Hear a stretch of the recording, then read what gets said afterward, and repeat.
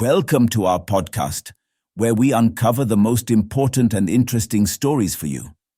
In this episode, we'll discuss how the sun has started its next solar cycle without completing the current one and discuss its potential impacts on Earth.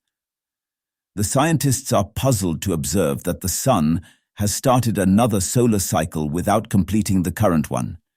It appears to be moving ahead of its time, as solar cycle 25 has been only halfway through and solar cycle 26 has only started. Research fellow at the University of Birmingham, Dr. Howe, who was working with international analysts, spotted this change in the solar cycle while tracking the internal sound waves of the sun and their contribution to its rotation cycle.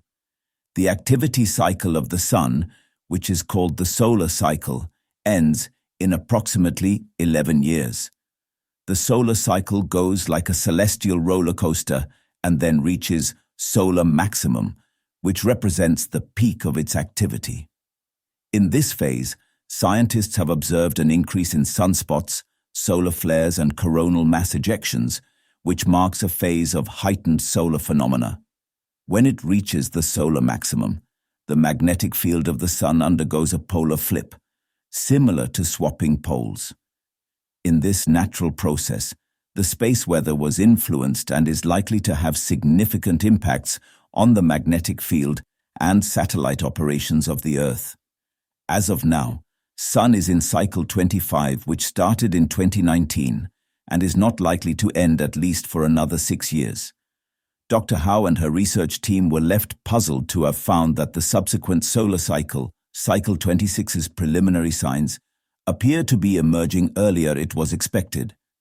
These indicators included subtle shifts in the magnetic field of the sun and the formation of new sunspots, which include the arrival of the next cycle. These observations have left the scientists puzzled as to what this premature activity hints at. If the sun actually starts its 26th cycle early, scientists are trying to understand if there will be frequent displays of the northern and southern lights, or if it will lead to more significant solar-related phenomena. With more data, I hope we can understand more about the part these flows play in the intricate dance of plasma and magnetic fields that form the solar cycle, Dr. Howe said. That's all from this podcast. Thanks for listening. We have many more such compelling episodes for you. Enjoy them. Do share your opinion in the comment box and subscribe to us for more.